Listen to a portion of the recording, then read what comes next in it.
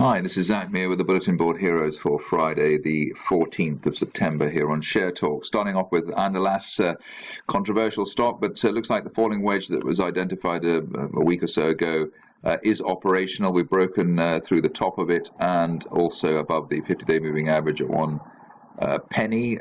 Initial target was always going to be the 200-day moving average at 1.32, but as this is a falling wedge, one would hope for much more. 1.5 pence, obviously the June high is the target. After that, probably the one that one would go for while we're above the 50-day line. Aortech, a favourite in terms of rallying properly earlier in the summer. Rising trend channel here. We bounced off it again this week. The 50-day moving average also at 75 pence, and while we hold 75 pence, the big target here, £1.20. Obviously, if you're cautious, you might want to wait for an end-of-day close or end-of-week close above that late August peak to 87 pence. On to Empyrean, which I've been willing to go up. I've said will all the shares to go up because it's nice that private investors make some money if they can.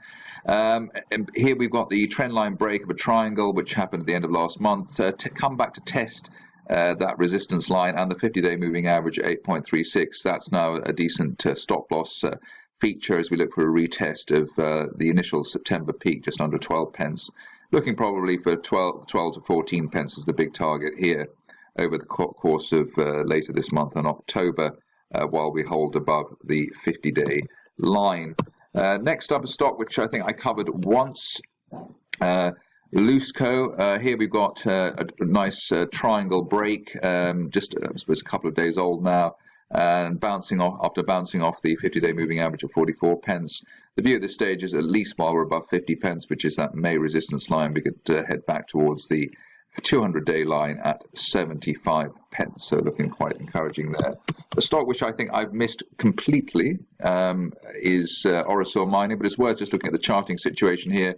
It was a falling wedge breakout, but you wouldn't really have been alerted to it until at least the day after the gap higher, or the day of the gap higher, which was on the 11th on Tuesday, and breaking 4 pence resistance. Situation now is that obviously we're very, very overbought and everything else, but got a chance of hitting, let's say, 15 pence, which is last November's peak. At this stage, probably won't be looking for dips towards the 200-day line.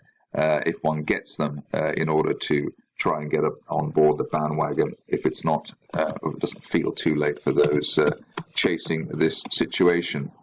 Obtala is next.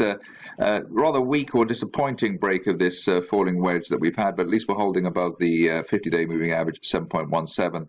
And while we're above that, looking for 10 pence plus, which is the 200-day line. If you're cautious on the stock, which you probably would be, maybe an end-of-day close above 8 pence would be the buy trigger in that situation.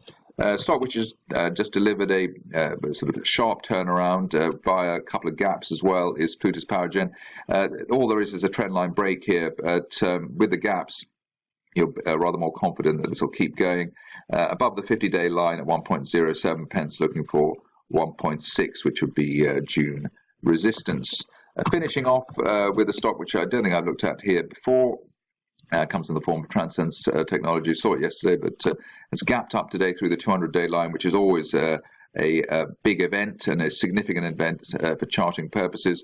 Ideally, the shares will close above that May peak at 47.5 pence today. And if they do that, we'll be looking for 70 to 75 pence, which was the old December resistance area. Stop loss at this stage probably back below 40, which was the old initial June resistance. That's it from me. More updates on Monday.